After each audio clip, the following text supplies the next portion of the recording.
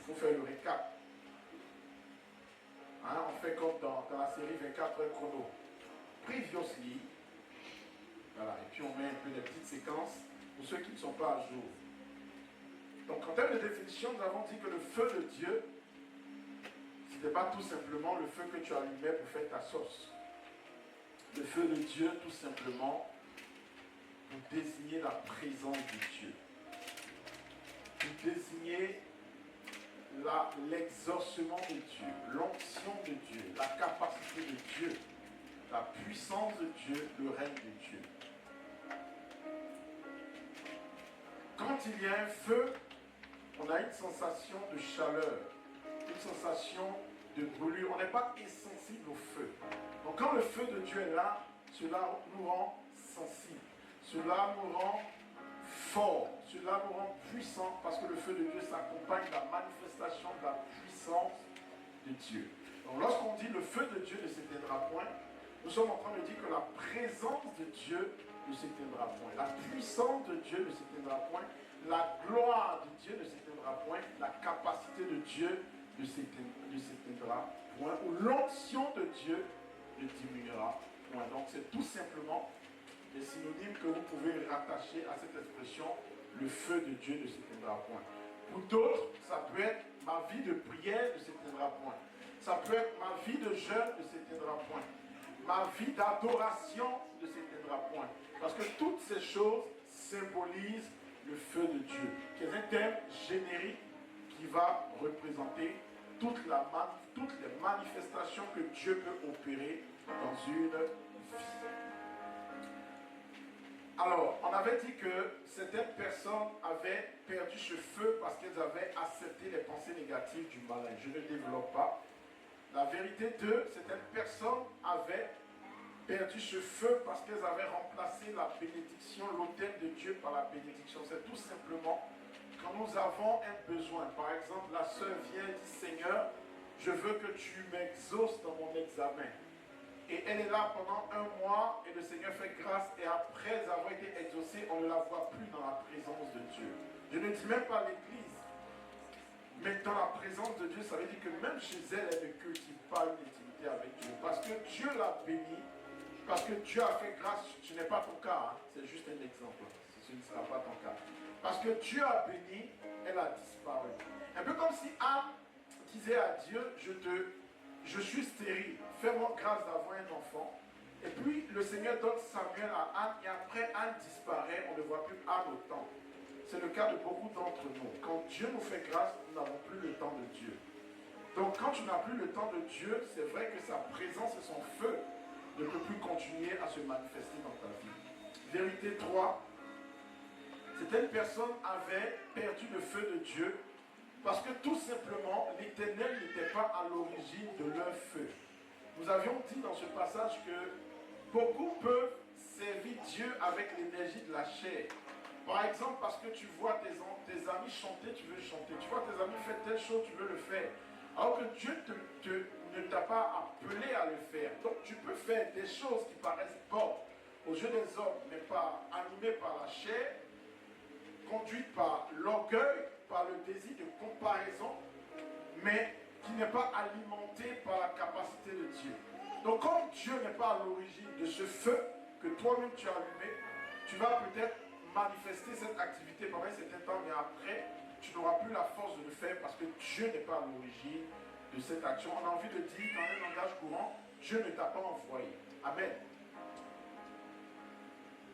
Donc, la quatrième vérité que nous avons vue, et celle-là je l'aime beaucoup, certaines personnes ont perdu le feu de Dieu tout simplement parce que elles ne sont pas rattachées à une vision ou à une mission.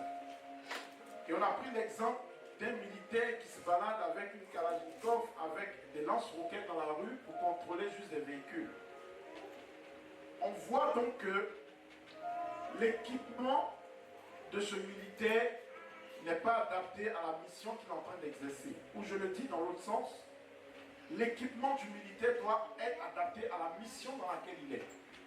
Donc, un homme qui n'est pas habillé par Dieu pour une mission Ou j'ai envie de dire, un homme qui va un homme qui est habillé par Dieu, mais qui n'est pas en train d'agir selon cette mission de Dieu, à un moment donné, ne pourra pas conserver ce équipement. C'est parce que tu veux mener les guerres de l'Éternel que Dieu te oint. C'est parce que Josué avait une mission que Dieu l'a oint. C'est parce que Moïse avait une mission que Dieu l'a oint. C'est parce que David avait une mission que Dieu l'a oint. Dieu ne vient pas te donner son feu, ses dons, son ministère, sa capacité pour que tu t'asseyes à la maison. Donc il y a beaucoup de personnes qui ont arrêté de servir Dieu, qui ont arrêté de parler de Dieu, qui ont arrêté de témoigner de Dieu. Donc bien vrai que Dieu avait des dons, avait déposé des dons en eux, mais ces dons-là se sont comme éteints parce qu'ils ont arrêté de servir Dieu, ils ont arrêté de se connecter à la vision pour laquelle Dieu les avait envoyés. L'onction grandissant dans le service, chaque fois que ces personnes se sont éloignées du service de Dieu, cette capacité a diminué. Bon, pour certaines personnes qui ont connu le confinement de 2020, c'est ça, hein, la crise Covid a commencé en 2020. Pendant un mois, on nous avait dit, vous ne conduisez plus, vous ne sortez plus, prenez des attestations. Et on devait écrire, faire des attestations pour tout, n'est-ce pas? Donc on ne prenait pas nos véhicules. Et je vous dis, ça a été bizarre, je vous partage ce sentiment. Donc après ces un mois, la première fois que j'ai repris le véhicule quand ils ont donné les autorisations de sortie, j'avais l'impression que je redécouvrais ma voiture. Alors que je l'avais conduite pendant des années. Tout simplement parce que pendant un mois, le fait de ne plus avoir les sensations de ce véhicule m'ont en fait éloigné des habitudes que j'avais. Donc c'est un peu ça le feu de Dieu, l'onction de Dieu. Quand tu ne travailles plus, quand tu n'exerces plus, quand tu t'assois, comme on le dit, bien aimé, même si Dieu t'aime, mais cette capacité-là, ça t'énue, ça m'énuise, diminue. Vous savez, on nous dit que dans un langage scientifique, un muscle qui ne travaille pas, qu'est-ce qu'il fait? Il s'atrophie. Donc un muscle qui n'est pas exercé, il s'atrophie. Donc une onction qui n'est pas exercée, s'atrophie. Un feu qui n'est pas exercé, s'atrophie. Donc je prie, je déclare, je prophétise que parce que tu es rattaché à cette vision, que parce que tu as décidé de servir Dieu, ton feu ne s'éteindra point au nom de Jésus. Vérité 5, certains ont perdu le feu de Dieu parce qu'ils n'avaient plus faim et soif de Dieu. Vous savez, quand tu n'as plus faim, quand tu n'as plus soif, c'est que tu es rassasié. Et qu'est-ce qui te reste à faire? À dormir. Amen. Certaines personnes ne désirent plus Dieu, ne désirent plus sa présence, n'ont plus faim et soif de ce qu'il est capable de faire. Donc, encore une fois, ce feu ne peut que diminuer parce que tu n'aspires plus à ce que l'Éternel augmente. Il y a des chants que tu ne chantes plus. Tu ne dis plus, plus de toi, Seigneur, plus de toi. Tu ne chantes plus ce type de chant. Tu ne chantes plus les gens qui disent, intensifie, intensifie, intensifie ta présence. Tu ne chantes plus ce type de chant. Tu as l'impression que tu es satisfait de ta dimension actuelle. Donc il faut une soif et une faim pour pouvoir augmenter toutes ces capacités que Dieu a déposées en toi. Amen. C'est bon le récap? C'est bon le récap? Et ensuite, on a commencé à répondre à la question, comment maintenir le feu de Dieu? Là, dans cette première partie, nous avions expliqué pourquoi certaines personnes avaient le sentiment que le feu de Dieu avait diminué. Maintenant, nous avions dit que c'est Dieu qui allumait le feu sur l'autel d'airain. Mais qu'est-ce qui se passe? Est-ce que c'est Dieu qui descend pour entretenir le feu sur l'autel? Non. C'est le sacrificateur qui devait entretenir le feu sur l'autel d'airain. Parce que vous voyez dans Lévitique chapitre 6, il y a une recommandation. On lui dit quoi? D'apprêter l'holocauste, d'apporter le bois, de brûler le sacrifice d'action de grâce et d'enlever la cendre. Donc Dieu donne une recommandation au sacrificateur pour que le feu que lui-même a allumé puisse être entretenu. Donc toi et moi, l'onction que nous avons reçue s'entretient. La grâce que nous avons reçue s'entretient. Le salut que nous avons reçu s'entretient. Paul pouvait dire, travailler à votre salut. On n'est pas dans les débats de perdre ou gagner son salut. On va y arriver. Mais travaillez à votre salut avec crainte et tremblement. Alléluia. Il faut entretenir la grâce de Dieu. Comme une femme prend soin de la présence d'un enfant dans son ventre. Il y a des choses qu'elle ne mange pas, il y a des choses qu'elle ne fait pas. Tu dois entretenir la présence du Saint-Esprit en toi. Parce que le feu de Dieu en toi est tout simplement représenté par le Saint-Esprit qui t'a été donné. Et le Saint-Esprit est sensible. Et le Saint-Esprit est une personne. Le Saint-Esprit a des émotions. Le Saint-Esprit parle. Le Saint-Esprit communique. Le Saint-Esprit agit. Le Saint-Esprit révèle. Le Saint-Esprit enseigne. Le Saint-Esprit est en toi. Il est avec toi. Et il a besoin que tu l'écoutes. Il a besoin que tu l'entretiennes. Il a besoin de marcher avec toi. Alléluia. Donc il faut entretenir ce feu. Et dans la vérité 6, qu'est-ce que nous avions dit? Que le feu de Dieu ne s'éteint point parce que le sacrificateur apporte l'holocauste. Et dans la dimension de l'holocauste, nous avions décrit 3 choses. L'holocauste est un sacrifice différent de tous les autres. L'holocauste ne pouvait pas être partagé par les sacrificateurs ou pour la personne qui envoyait le sacrifice. Il appartenait entièrement et totalement à Dieu. C'est pour cela que dans le principe de l'holocauste, nous avions dit que l'holocauste symbolisait le principe de consécration. Donc lorsqu'on dit que le sacrificateur doit entretenir le feu, il doit avoir une vie de consécration. Se consacrer à Dieu, c'est décider d'appartenir à Dieu entièrement. Amen. On a dit que l'holocauste était d'abord tué avant d'être déposé sur l'autel. Donc il y a un principe de mort à soi-même. Avant de déposer l'holocauste sur le feu, il fallait qu'il soit mort. Avant qu'on soit sur l'autel de Dieu, il faut qu'on soit mort. Donc il y a un principe de mort à soi-même. Mourir à soi-même, c'est tout simplement ne pas se planter un couteau, ne pas décider de se tuer. C'est pas de cela qu'on parle. Mourir à soi-même, c'est tout simplement dire j'ai une volonté. J'ai ma volonté, mais je décide de ne pas suivre ma volonté et de suivre la volonté de Dieu. C'est-à-dire que je décide que ce que je fais n'est plus en fonction de ce que je veux, mais en fonction de ce que Dieu veut. Quand Jésus est à Gethsémane et qu'il dit pas ma volonté, mais ta volonté, il manifeste le principe de la mort à soi-même. Amen. Donc pour que le feu de Dieu puisse se manifester, il ne faut pas des sacrifices qui bougent trop sur l'autel. Il faut des sacrifices morts. Et troisième chose, quand on a écrit l'holocauste, on a dit que l'holocauste veut dire entièrement brûler. Je brûle tout. Donc, dans le principe de l'holocauste, on est en train de dire une chose, c'est que pour que, quand on dit une chose est brûlée, ça veut dire qu'il n'y a rien qui reste de cette chose, parce que le but final, c'est qu'elle puisse dégager une odeur à Dieu. Donc, quand je vais sur l'autel et que je décide que ma vie soit brûlée par le feu de Dieu, en fait, spirituellement, je suis en train de mettre en place le principe du brisement spirituel. Je suis en train de dire, Seigneur, enlève de moi tout ce qui n'est pas ta gloire. Fais sortir de moi tout ce qui n'est pas ta gloire. Parce que vous pouvez vous consacrer à Dieu, vous pouvez mourir à vous-même. Mais vous savez, la chair est faible. Seul l'esprit peut nous aider à marcher selon la grâce de Dieu. Donc nous avons besoin de cette humilité de dire, Seigneur, toi-même fais ce travail en moi. Donc le brisement, c'est le travail que Dieu lui-même fait en toi. La consécration, c'est ta capacité à te donner. L'amour à soi-même, c'est ta capacité à dire pas ma volonté, mais ma volonté. Mais le brisement, c'est l'action de Dieu en toi pour que tu sois conforme au caractère et à la nature de Christ. Alléluia. Est-ce que c'est clair pour tout le monde? Ça va? Vous me suivez? C'est pas trop compliqué? C'est bon? Ok. Donc dis, on va avancer maintenant. Et lorsque tu as consumé, on a dit qu'il y avait une odeur qui montait.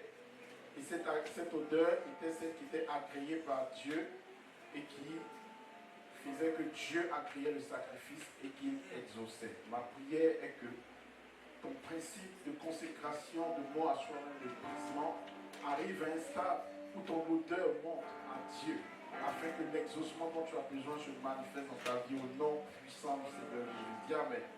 Est-ce qu'on peut acclamer celui-là au nom de Jésus? Alléluia.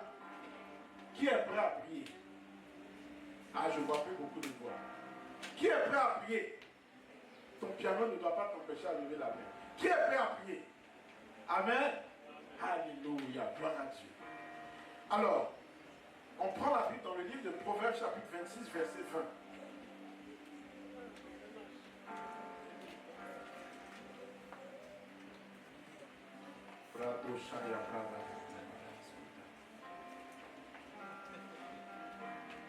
Nous allons voir ce matin, pour ceux qui prennent des notes, le deuxième aspect, comment entretenir son feu. Le premier aspect, nous avions dit qu'il fallait que le sacrificateur apporte l'holocauste. Nous avons déjà défini ça. Le deuxième aspect, il faut que le sacrificateur apporte du bois. Il faut que le sacrificateur apporte du bois. Proverbe chapitre 26, verset 20. Qui n'a pas sa Bible? Tu n'as pas ta Bible. Ah, tu apportes de l'eau. À défaut du bois, on peut prendre de l'eau, mais l'eau éteint le feu. Hein? Donc tu veux éteindre mon feu. Proverbe chapitre 26, verset 20. Qui peut lire? Tu peux te lever et lire si tu as trouvé. Proverbe chapitre 26, verset 20. Il faut qu'on soit ensemble. Faute de bois, le feu s'éteint. Et quand il n'y a point de rapporteur, la querelle s'apaise. Pas 1 Thessaloniciens chapitre 5, verset 17. Bon, est-ce que tu as besoin de temps? Normalement, ça se récite ça. Alors, c'est bien ce moment. Alors, Proverbe chapitre 26, verset 20, dit, quand il n'y a plus de bois, le feu s'éteint. Bon, j'aime la petite partie, mais qu'on ne va pas lire. Après, on dit, quand il n'y a plus personne pour critiquer, le conflit s'apaise. Mais bon, ce n'est pas notre message du jour. On va s'arrêter au bois. Quand il n'y a plus de bois, le feu s'éteint. Et ma jeune soeur qui est là, tu n'as pas encore trouvé 1 Thessaloniciens chapitre 5, verset 17. Ne jette plus jamais ce verset. Il fait partie des plus courts de la Bible. Yes. Priez sans cesse. Et puis il y a un autre verset qui est très court encore, qui est Jésus. Voilà. C'est bien. Le mardi, quand je pose des questions, répondez. Amen. Donc, la deuxième chose que le sacrificateur doit faire, c'est d'apporter du bois. Parce que, bien aimé, suis-moi, nous commençons le message du jour. Dis à ton voisin, nous commençons le message du jour. Il était en train de dormir. Oui, c'est vrai, il a besoin d'être secoué. Dis, nous commençons le message du jour. Amen. Qui veut apporter du bois dans la présence de Dieu? Alléluia. Quand il n'y a plus de feu, le bois s'éteint. Donc, peut-être que ton feu s'est éteint parce que tu n'en vois plus de bois. Amen. Donc, la Bible dit quand il n'y a plus de bois, le feu s'éteint. Est-ce que vous savez que le bois est une composante essentielle du feu sur le plan naturel? Nous allons prendre par exemple l'exemple de la prière comme étant un exemple du bois qu'il faut apporter au feu du réveil. Dans le monde naturel, on nous dit qu'il faut apporter du bois pour qu'il y ait du feu. Mais nous sommes en train de parler d'un feu spirituel. Donc quand nous parlons de bois, sur le plan spirituel, nous sommes en train de dire qu'il faut apporter des matières qui vont rendre ce feu plus actif. Et quand nous parlons du feu de Dieu, nous parlons de sa présence, de sa puissance. Et généralement, j'ai envie de dire que la vie de prière est l'un des baromètres les plus importants du feu de Dieu. Parce que bien aimé, une personne qui n'a plus le feu de Dieu peut manifester plusieurs symptômes. Comme quand on est malade, on a plusieurs symptômes. Mais l'un des symptômes les plus importants quand on est malade, c'est quoi? C'est la fièvre. Lorsque ta température commence à dépasser les 37 degrés, on dit que tu as de la fièvre, donc il y a une infection, il y a une maladie. Donc sur le plan spirituel, enfin au-delà de la perte de l'appétit, de la perte du poids, et de toutes ces choses, mais c'est la fièvre qu'on va contrôler. Quand tu arrives à l'hôpital, qu'est-ce qu'on te dit? Monsieur, est-ce que vous avez pris votre température? Mais quand nous faisons partie des gens qui ont des thermomètres qui ne marchent pas bien, on dit oui, oui, oui, oui. C'était 38 hier, aujourd'hui je pense que c'est 38, 50.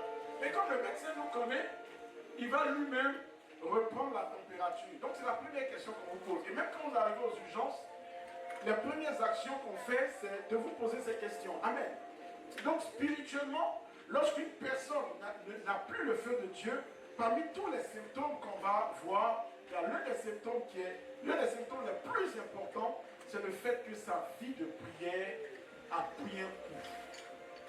Amen. Vous allez le remarquer, quand on perd le feu, la vie de prière diminue. Donc la vie de prière d'un chrétien ou d'une église est généralement le bon marqueur de l'intensité du feu de Dieu. Un homme qui ne prie plus, une femme qui ne prie plus, il y a de fortes raisons que sa vie, que son feu, en tout cas, est diminué. Et lorsqu'on parle de feu de Dieu, on parle de la vie de prière. Mais remarquez bien une chose, une direction dans laquelle je vais vous envoyer. Il faut beaucoup de bois, n'est-ce pas, pour que le feu soit grand. Et nous sommes en train de dire que nous voulons un feu important. Pour que le feu ne s'éteigne pas, est-ce qu'il faut apporter un seul bois? Est-ce qu'il faut apporter 2 bois? Il faut apporter beaucoup de bois. Donc dans le beaucoup, on parle de quantité. Dis quantité. Il faut apporter beaucoup de bois. Donc si je dis que ta vie de prière doit être importante, tout simplement je suis en train de te dire, il faut que tu pries beaucoup. Dis je dois prier beaucoup. Je dois prier beaucoup. Non, je ne t'entends pas. Je dois prier beaucoup. Le beaucoup, est-ce que c'est 30 minutes? Le beaucoup, est-ce que c'est 1 heure? Le beaucoup, c'est... Oh, mais je vais te chasser de la classe. Non, mais je voulais faire un piège. Et puis, parce que je pensais que c'était une personne, parce que lui, il est très, très spirituel. Il allait, par exemple, me dire, beaucoup, c'est prier plus d'1 heure. Tu vois? Alors que la Bible me dit qu'il n'y a pas une limite à la prière. 1 Thessaloniciens 5, verset 17 nous dit, il faut prier sans cesse. C'est-à-dire que ton bois, tu ne dois jamais t'arrêter d'apporter du bois. Et pourquoi tu dois prier sans cesse? Nous allons prendre plusieurs exemples de la Bible que nous allons partager ce matin. Prends ta Bible. Dans le livre de Exode, chapitre 17, verset 8. Donc tu as de la matière, il faut trouver. Exode, chapitre 17. Exode, c'est dans l'Ancien Testament. Donc, nous sommes dans Exode, chapitre 17, à partir du verset 8. Ah, c'est lent. Et si on finit à 13h, c'est sa faute. Oui, donc lève-toi et proclame. Est-ce qu'on peut donner un micro à la jeune dame pour qu'on puisse entendre ces versets? Alléluia. J'aimerais que tout le monde prenne sa Bible. Nous sommes à un temps d'enseignement, d'édification. Amalek vint combattre Israël à Rephidim. Alors Moïse dit à Josué, choisis-vous des hommes forts et combat Amalek. Demain je le tiendrai sur le sommet de la colline, la verge de Dieu dans ma main. Josué fit ce qu'il lui avait dit Moïse. Pour combattre Amalek et Moïse, Aaron et Hur montèrent au sommet de la colline. Lorsque Moïse levait sa main, Israël était le plus fort. Et lorsqu'il levait sa main, Amalek était le plus fort. Les mains de Moïse étant fatiguées, il prit une pierre qu'il placèrent sous lui et lui cisaient dessus. Aaron et Hur soutenaient ses mains l'un du côté, l'autre de l'autre, et ses mains restaient fermes jusqu'au coucher du soleil. Ah, jusqu'où, j'ai pas entendu. Jusqu'où? Les mains de Moïse sont restées fermes jusqu'où? Jusqu'au coucher du soleil. Toi, tes mains restent fermes jusqu'à quand? Jusqu'à 16h. Alléluia. Voici une histoire qui est étrange dans la Bible. Les Amalécites sont un peuple récalcitrant, un peuple difficile, des descendants d'Isaü. Ils devaient être combattu par Israël. Parce qu'il faisait partie des ennemis des plus farouches d'Israël. Et Dieu dit, par la bouche de son serviteur Moïse, il y a un combat spirituel. Et le combat spirituel, regardez comment il va être mené, mais de façon bizarre. Moïse dit à Josué, toi, prends les militaires, va sur le champ de bataille. Et moi, je vais me mettre sur la montagne dans une disposition de prière. Et je vais avec deux intercesseurs, Aaron et Our. Ou rattachés à Caleb. Vous connaissez bien Aaron. Ou et qui vont soutenir Moïse dans cette histoire de prière. Donc, pour que les mains de quelqu'un soient fatiguées, c'est déjà parce que la personne a gardé ses mains levées pendant longtemps, n'est-ce pas? Et la Bible dit que malgré que ses mains sont fatiguées, on soutient ses mains. Pourquoi? Parce que lorsque les bras de Moïse tombent, ce qui se passe sur le champ de bataille, c'est quoi? C'est que Amalek a la victoire sur le peuple de Dieu. Regardez très bien. Amalek a la victoire sur le peuple de Dieu lorsque la main de Moïse tombe. Donc, le combat était rude, le combat était farouche. Et qu'est-ce que Dieu fait? Par la bouche de son serviteur Moïse, il envoie donc ses deux serviteurs, on soutient ses mains.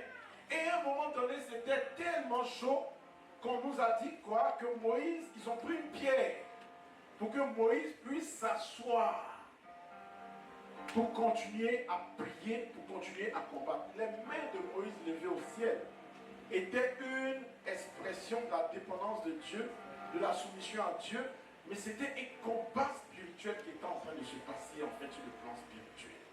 Et pendant que Moïse prie, le peuple de Dieu a la victoire. Quand Moïse a les mains fatiguées, le peuple de Dieu est dans la défaite. Et la Bible dit que pour que le peuple de Dieu ait la victoire, il a fallu que Moïse continue le combat jusqu'au coucher du soleil. Je ne sais pas à quelle heure il s'est présenté. Mais vous voyez généralement dans les guerres de l'Éternel, dans les combats de l'Éternel, lorsque vous lisez la Bible, c'était le matin que les gens étaient dans la présence de Dieu. C'était le matin que ces personnes étaient dans la présence de Dieu. Donc Moïse est resté longtemps en prière pour que le peuple de Dieu ait la victoire. Quel enseignement Dieu est en train de nous donner à travers ce passage? Il y a des positions, il y a des ennemis, des adversités, il y a des situations qui nécessitent que vous priez longtemps. Il y a des oppositions qui nécessitent que vous priez longtemps. Ce qui se passe, c'est qu'il y a des situations, nous voyons qu'elles durent, qu'elles persistent, des situations qui sont compliquées. Mais nous prions un jour, nous disparaissons. Nous prions 2 jours, nous disparaissons. Nous prions 3 jours, nous disparaissons. Il y a des ennemis qui sont farouches. Il y a des Goliaths qui sont résistants. Il y a des Goliaths qui sont durs. Il y a des Goliaths qui sont armés. Il y a des autels qui ont été établis depuis longtemps. Bien aimés, nous sommes sous l'aide de la grâce. Mais les mêmes opposants continuent à lutter farouchement contre le peuple de Dieu. Et tu dois prier longtemps. Et tu dois être persévérant dans la prière. Et tu dois être déterminé dans la prière. Et tu dois aller jusqu'au bout dans la prière. Nous sommes dans une génération de fast-food. D'une génération de Seigneur, j'ai prié, il faut que tu fasses. Il y a des sujets de prière pour lesquels tu n'as même pas besoin de prier, le Seigneur t'exauce. Mais il y a des situations pour lesquelles tu dois rester longtemps à genoux. Il y a des dimensions où Dieu te dit, demande et on te donne. Il y en a d'autres où il te dit, cherche, tu trouves. Et il y a des dimensions où l'Éternel te dit, frappe, afin qu'on t'ouvre. Et quand tu frappes, ça fait mal. Et quand tu frappes, il y a des douleurs. Et quand tu frappes, il y a la sueur. Et quand tu frappes, il y a des coups. Oui, bien aimé, je suis venu encourager une personne ce matin qui pensait que les Amalécites étaient plus forts, qui pensait que les Amalécites étaient plus endurants. En réalité, c'est parce que tu as arrêté de prier que cette guerre, tu as l'impression que tu as la défaite. C'est parce que tu as arrêté de jeûner que tu as l'impression que tu as la défaite, bien-aimé. L'Éternel te donne ce message ce matin pour t'inviter encore à te lever et à prier. À te lever et à prier. À te lever et à prier. La guerre n'est pas encore finie. La situation n'est pas encore définitive. Tu peux encore avoir la victoire, ou bien aimé. Parce que quand nous lisons le passage, nous voyons qu'il y avait des périodes où Amalek était fort et il y avait des moments où Israël était fort. Mais cela retrace un peu la situation de nos vies. Lorsque nous prions, nous voyons que nous avons de l'autorité spirituelle. Et lorsque nous arrêtons de prier, nous sommes dans une sorte de faiblesse spirituelle et nous avons l'impression que les problèmes nous dominent. J'ai envie de dire à une personne, lève-toi et continue à prier. Dis à ton voisin, lève-toi et continue à prier. Lève-toi et continue à prier. Lève-toi et continue à prier. Dis au Seigneur, donne-moi la capacité de prier longtemps. Donne-moi la capacité de prier longtemps. Et il y a une révélation que je vous partage aussi dans ce passage. C'est parce que Moïse savait qu'il devait prier longtemps et qu'il n'est pas parti seul. Est-ce que quelqu'un m'entend ce matin? Je répète. C'est parce que Moïse savait qu'il devait prier longtemps qu'il n'est pas parti seul. Non. Je répète encore. C'est parce que Moïse savait qu'il devait prier longtemps qu'il n'est pas parti seul. Maintenant, pose-toi la question, pourquoi tu ne pries pas longtemps? Parce que tu pars souvent seul.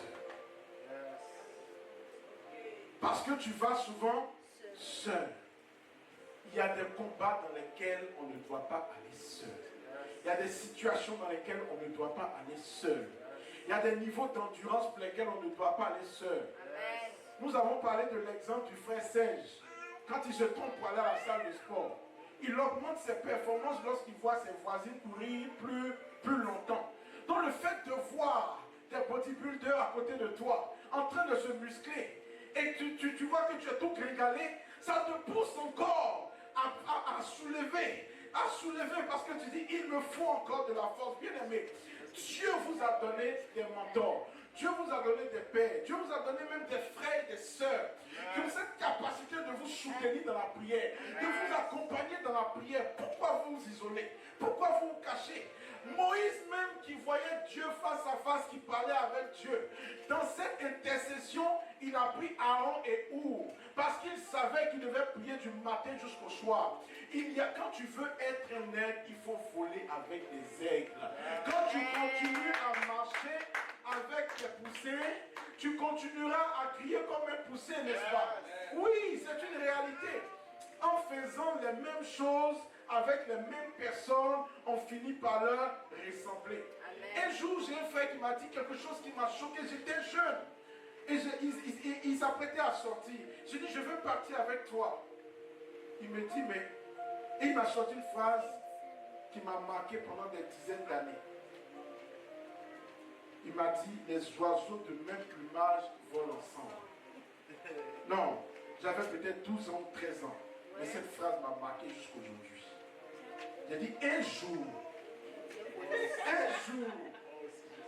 moi aussi, j'aurai ton plumage. Yes. Alléluia. Est-ce que tu peux dire qu'un jour, moi aussi, j'aurai ton plumage? Qu'est-ce qu'il était en train de faire comprendre? En fait, il n'était pas méchant. Moi, j'étais jeune.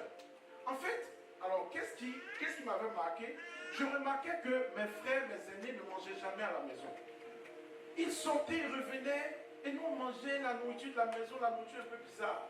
Donc moi je voulais voir ce qui se passait, qu'est-ce qui faisait que lorsqu'ils partaient, ils revenaient, ils ne mangeaient pas. Donc j'ai dit, je veux partir avec vous. Ils me regardent, les oiseaux de même plumage volent ensemble. Est-ce que tu as le même plumage que moi? Il est en train de dire, on n'a pas le même âge. Pourquoi tu veux faire comme moi? Donc quand on vole avec les aigles, on commence à marcher comme les aigles. On commence à fonctionner comme les aigles. On commence à réfléchir comme les aigles. Jésus lui-même se retirait avec Pierre, Jacques et Jean. Il avait besoin d'une équipe bien aimée. Lorsqu'on est deux, lorsqu'on est trois, le feu devient plus important. La quantité de prière aussi va avec la dimension collective de la prière. Parce qu'au début, lorsque tu veux prier longtemps seul, c'est compliqué. Parce que tu as besoin de boost. Tu as besoin de quelqu'un pour te booster. Vous voyez, quand vous partez faire le sport avec quelqu'un qui n'aime pas faire le sport, au début, quand je voulais courir avec ma femme, et que ça ne l'intéressait pas, il y a quelqu'un qui m'a donné un conseil, qui m'a édifié. Il m'a dit, ne lui demande pas d'aller courir seul. Va courir avec elle. Et à force de courir avec elle, ça va lui donner la force de continuer à marcher. À force de prier avec quelqu'un qui prie longtemps, ça va te donner la force de prier longtemps. Amen. À force de prier avec quelqu'un qui prie longtemps, qui jeûne longtemps, ça va te donner la force de jeûner. Vous voyez, quand on fait des jeûnes collectifs, ça vous donne la force de jeûner parce que tu sais que tu n'es pas seul. Tu sais que tu dois continuer à jeûner. Parce que l'autre est en train de jeûner. Toi, tu ne dois pas t'arrêter. Pendant que nous faisons la veillée, pendant que l'autre est fatigué, lui qui conduit la prière en train de prier, tu te sens obligé de prier. Même lorsque tu pars, bien aimé. Le jour là, le vendredi, le frère était tellement fatigué. Un qui était à la fenêtre, je dis viens, viens, viens, viens. Et tu as l'impression que tu récupères le frère, tu le ramènes encore, et ça reprend, et ça reprend, et ça reprend. Et c'était ça Moïse. Vous qui voulez prier longtemps, vous avez besoin de vous associer à des dimensions collectives de la prière. Lorsque l'Église met en place des temps de prière, ce n'est pas pour vous embêter, ce n'est pas pour vous oppresser, c'est pour vous emmener à grandir aussi dans la prière.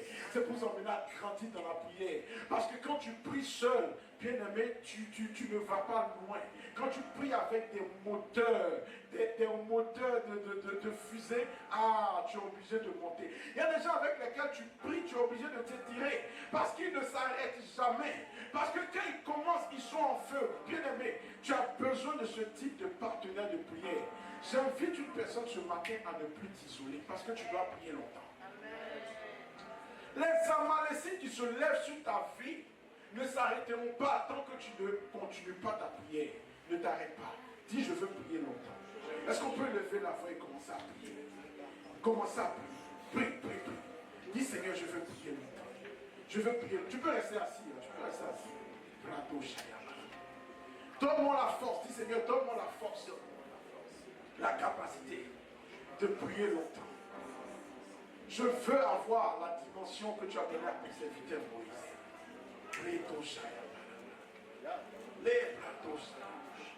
Je veux voler comme un aigle. Je veux prendre une nouvelle dimension.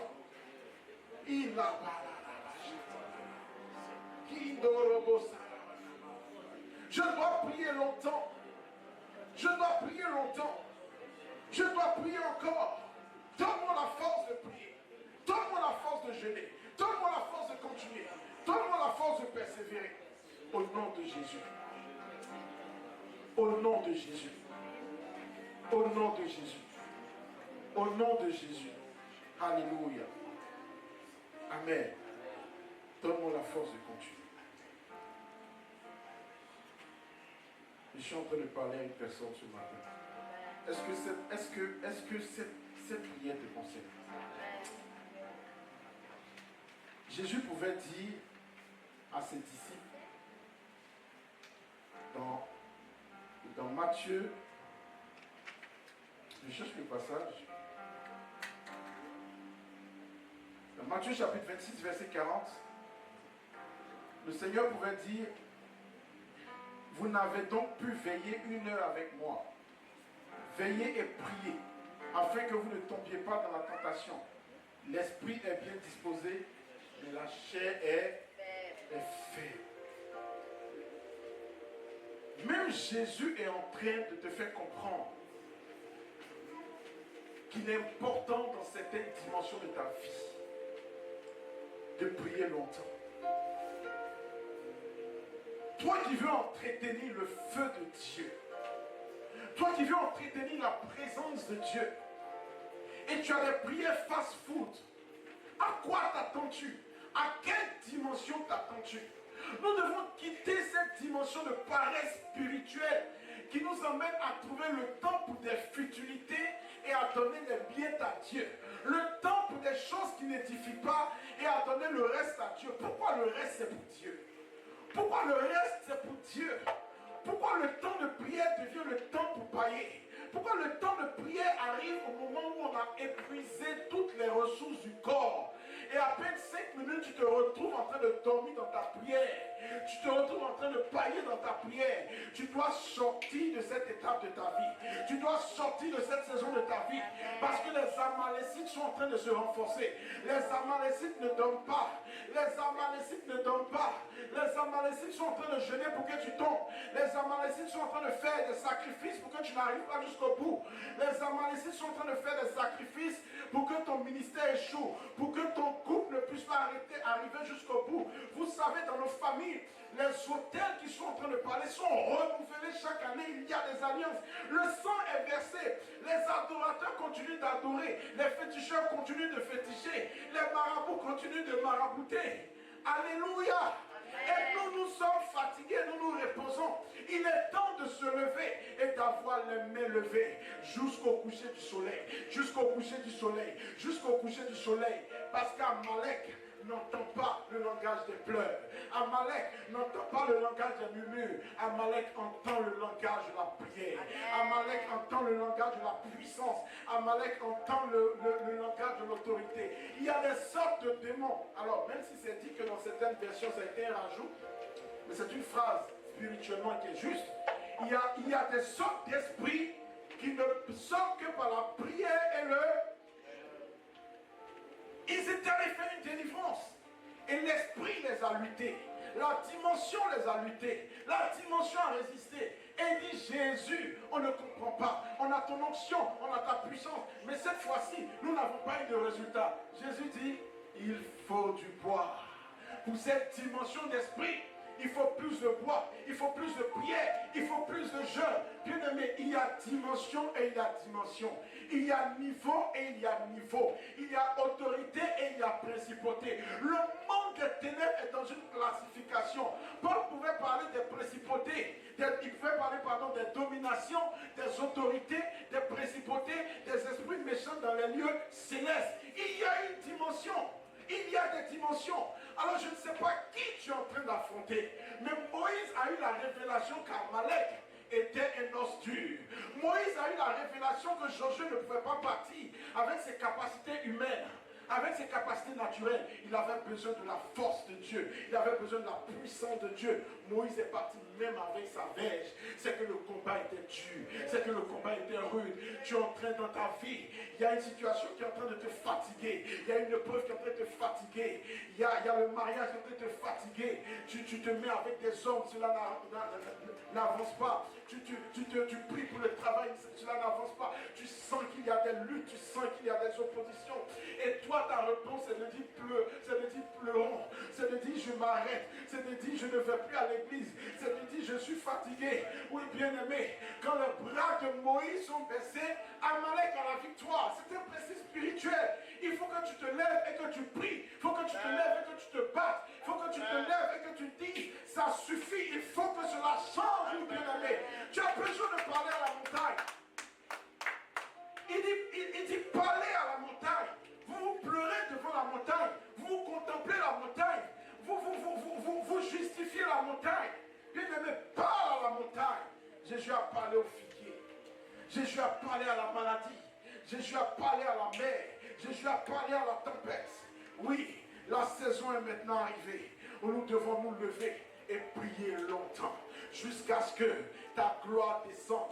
C'est pourquoi le chant dit je veux prier jusqu'à ce que ta gloire descende, jusqu'à ce que ta dimension descende. C'est des adorations qu'ils ont faites depuis les grands-pères, arrière-grands-pères, arrière, avant que tu le laisses. Et toi tu te lèves avec une baguette de pain en main, avec un jeûne en passant, et tu te lèves, tu vas dire au nom de Jésus, lève-toi et marche. Oui, bien-aimé, c'est compliqué. C'est compliqué. Nous avons besoin de transpirer encore. Nous avons besoin de monter encore. Nous avons besoin de nous enraciner encore. Nous avons besoin de plus de profondeur. Il y a des paliers que nous devons atteindre. Mais avant d'atteindre un palier, il faut que tu déloges certains esprits impurs. Alors, vous voyez dans l'histoire de Canaan, Dieu donne un territoire à son peuple où coule le lait et le miel, n'est-ce pas? C'est ce qu'il lui a dit, c'est ce que Dieu te dit. Tu vas te marier, tu auras un grand ministère. Oh, la prophétie s'arrête là. Hein? Un territoire où coule le lait et le miel, n'est-ce pas? Oh. Comment c'est ça? Un territoire où coule le lait et le miel. C'est ça la prophétie. Donc tu t'imagines, tu fais partie du peuple d'Israël. Et puis Dieu dit, allez explorer le territoire où le lait et le miel. Il envoie tous ces gars. Et ils arrivent et disent, ah, attends, il y a des géants. Ils vont dire, c'est bien, c'est pas ce qu'on s'était dit. Ils sont venus dire, non, Moïse, je pense que tu n'as pas eu la vraie prophétie. Tu l'as pas. Dis, mais devant eux, nous sommes comme des sauterelles. Dis, mais c'est des géants, on ne peut pas prendre le territoire. Pourquoi? Parce que vous allez voir que même derrière la prophétie de Dieu se cachent des squatteurs qui ne veulent pas que tu possèdes. C'est un principe spirituel. C'est pas parce que Dieu t'a donné un mari que tu ne dois pas prier. C'est pas parce que Dieu t'a donné le travail que tu ne dois pas prier pour entretenir ce travail. Tout s'entretient, le feu s'entretient en bien-aimé. Donc derrière Canaan, il y a des entités, il y a des forteresses. Et Dieu dit, vous devez déloger ces entités avant de posséder le territoire. Donc il y a une prophétie sur ta vie. Elle est vraie. Dieu a parlé. Mais tu dois déloger des squatteurs. Parce que quand Dieu dit que tu feras beaucoup d'enfants, il y a peut-être un hôtel contraire dans ta famille qui est géré par les Amalécites qui disent quoi? No way. Ici, les femmes ne font pas plus d'un enfant. Alors que Dieu te dit tu feras plus d'enfants. Donc c'est une bataille, c'est un hôtel contre un hôtel. L'hôtel crie, mais ton hôtel doit crier. Pas avec tes forces, pas avec ta capacité. Parce que la Bible dit quoi? Ce n'est pas Josué qui a eu la victoire sur le terrain de bataille. C'est parce que Moïse priait que Josué a eu la victoire. Qu'est-ce que Dieu est en train de nous dire? Plus nous prions, plus nous attachons à lui, plus nous emmenons le poids, et plus le feu est grand, et plus le feu arrive à consumer le feu des Amalécites. C'est important que nous comprenions ces principes bien-aimés, et que l'Église se réveille, et que vous commenciez à être chaud. Vous êtes trop froid. Pourquoi vous êtes froid comme ça? Hein? Pourquoi vous êtes froid comme ça? Vous devez être chaud. Chaud dans la prière. Apportons du bois. Apportez du bois. Aimez la prière. Désirez la prière. La prière vous permet d'effectuer les transactions. Plus il y a du bois, plus il y a le feu. Plus Moïse prie, et plus il y a la victoire sur le plan physique. Plus tu pries, et plus tu as la victoire sur le plan physique. J'ai envie de dire, ton niveau d'exaucement dépend aussi de ton niveau de feu spirituel que tu es en train de manifester. Je suis en train de parler à une personne ce matin. Est-ce que Dieu te parle? Tu ne dois plus pleurer. Tu dois maintenant prier. Tu ne dois plus répondre aux provocations de Pénina. Tu dois maintenant te cacher dans le temple et prier. Et prier. Et prier. Et prier. Et prier. Bien-aimé, on parle trop. On ne prie pas beaucoup. Jésus pouvait se retirer dans les lieux déserts et prier. Parce qu'il savait que la dimension de son ministère et les combats spirituels qu'il devait mener nécessitaient de la profondeur avec Dieu. Je ne sais pas où tu vas. Je ne sais pas ce que Dieu t'a dit. Je ne connais pas la dimension des prophéties qui sont sur ta vie. Mais quand je vois ton histoire, quand je lis ton histoire, quand je vois tes luttes, je comprends que tu as besoin de te lever. Je comprends que tu as besoin de te battre. Oui, bien aimé, on n'a pas le même combat. On n'a pas le même combat et on ne vient pas des mêmes familles. J'aurais voulu ne pas te prêcher ce message. Il y a peut-être des gens qui n'ont pas besoin de ce message. Mais tu connais ta famille, tu connais ton histoire. Amen. Il y a un homme qui s'appelait Daniel. La Bible dit qu'il a fait un jeûne dans Daniel chapitre 10.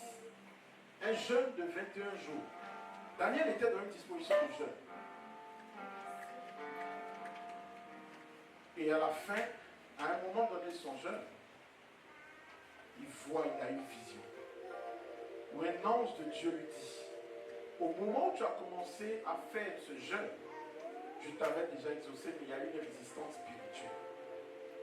Et il a fallu qu'il y ait une bataille à laquelle Dieu me donne la victoire pour que la vision puisse se manifester sur terre. Qu'est-ce que l'ange est en train de lui dire? Il dit, tu as demandé quelque chose, mais le ciel était agité. L'atmosphère était fermée, on s'est battu pendant 21 jours. Ça dit que spirituellement, c'est comme si Daniel ne s'en rendait pas compte.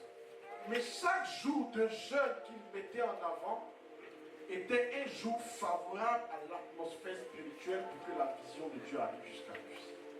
Il y a des jeûnes que tu dois commencer à faire. Il y a des jeûnes que vous devez commencer à faire. Est-ce que tu m'entends? Il y a des jeûnes que vous devez commencer à faire. Le jeûne d'Esther, vous voyez le jeûne d'Esther. Personne avant Esther n'avait fait ce type de jeûne. Personne. Et voici, on lui dit, ton peuple va mourir. Elle va décréter un jeûne que personne n'avait fait. Et ce jeûne va activer un feu qui va éteindre la bouche de ses adversaires. Il y a des choses que tu dois faire. Il y a des niveaux de prière dans lesquels maintenant tu dois partir. Il y a des niveaux de jeûne maintenant dans lesquels tu dois entrer. Oui, bien aimé, il faut que tu changes. Il faut que tu pousses. Il faut que tu augmentes. Parce que Dieu n'a pas encore dit son dernier mot. Je suis persuadé que ta situation que tu vis n'est pas ton terminus. Est-ce que tu le crois? La situation que tu es en train d'expérimenter n'est pas ton terminus. Est-ce que tu le crois? Alors si ce n'est pas ton terminus, pourquoi tu t'es arrêté de prier? Pourquoi tu t'es arrêté de chercher Dieu? Pourquoi tu t'es arrêté de jeûner? Pourquoi tu t'es arrêté de crier à lui? Il est temps que tu continues, même si ça fait mal, même si c'est dur, même si on t'a humilié, même si on t'a blessé, même si tu as eu, comme cette voix le dit, le gourmet spirituel. Il faut que tu continues à prier. Parce que quand un juste prie, l'Éternel entend et le délivre. La Bible dit que Élie était un homme de la même nature que toi et moi. La prière fervente du juste a une grande efficacité, bien-aimé. Mais on parle d'une prière fervente. On parle d'une prière continue. On parle d'une prière avec une énergie. On parle d'une prière avec une assurance. Tu dois prier longtemps. Dis, tu dois prier longtemps. Dis, je dois prier longtemps. Je dois prier longtemps. Je dois prier longtemps. Je dois prier longtemps. Saint-Esprit, accorde-moi la grâce d'augmenter le bois, d'augmenter mon bois, d'augmenter mon temps de prière, d'augmenter mes temps de jeûne. Au nom de Jésus, qui est prêt à apporter beaucoup de bois dans la présence de Dieu? Qui est prêt à apporter beaucoup de bois dans la présence de Dieu? Si tu es prêt à apporter beaucoup de bois dans la présence de Dieu, commence à prier, Seigneur. Dis, Seigneur, augmente le bois, augmente le bois, augmente le bois, augmente le bois, augmente ta présence, au nom puissant du Seigneur Jésus. Augmente ta présence au nom puissant du Seigneur Jésus. Au nom puissant du Seigneur Jésus. Augmente ta présence au nom puissant du Seigneur Jésus. Brato Shaya Baraba. Ne Brada Bashaya Baraba. Ne Brato Sadia Brada Bara. Ne Kerebere de Boshabara. Ne Bere Akosara Baroski. Alléluia.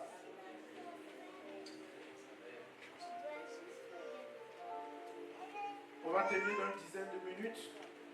La Bible apporte une précision dans ce passage. Elle dit, chaque matin, le sacrificateur y allumera du bois.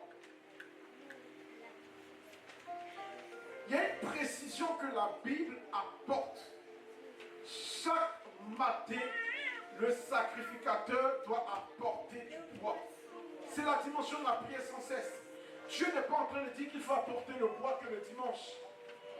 Toi qui ne pries que le dimanche, Dieu n'est pas en train de dire qu'il faut apporter le bois quand tout va mal.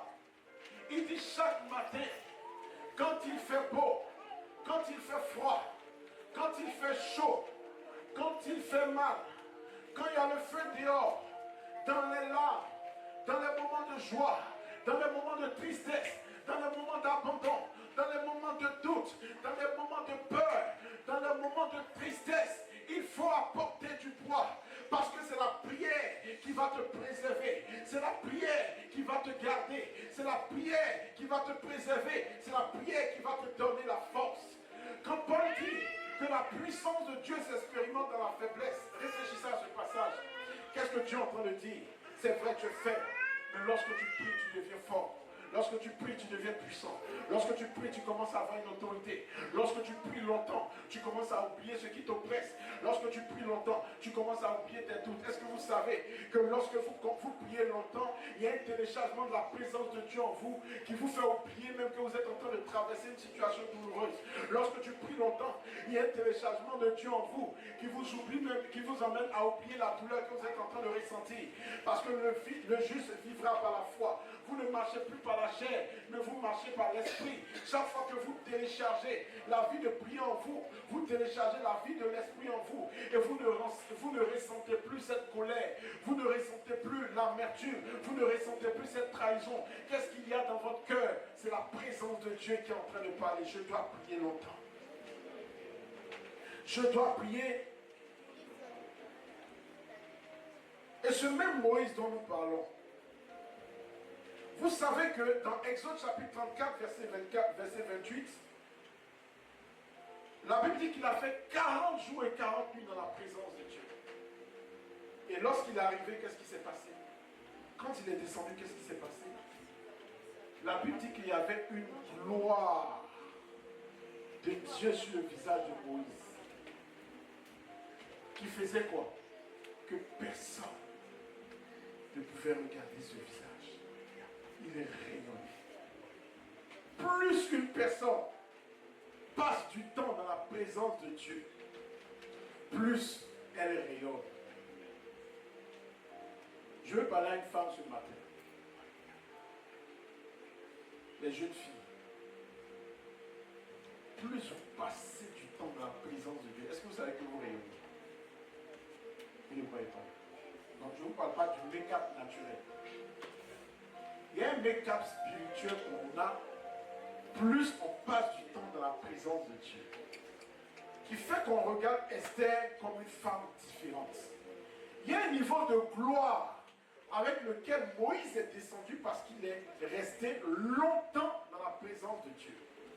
Le fait de rester longtemps dans la présence de Dieu vous fait descendre sur terre avec un niveau de gloire qui fait que votre visage est regardé différemment des autres visages. Et je suis en train de parler à une personne qui cherche du travail, qui cherche une promotion ou qui a un futur en petit. Il faut qu'on voit ton visage d'une façon différente des autres visages. Est-ce que tu m'entends? Il faut que la prochaine personne qui va te regarder là, vous qui cherchez à vous marier, il faut qu'on vous regarde avec un autre regard. Si que là, on regarde trop ton make-up naturel. On regarde trop ton make-up naturel.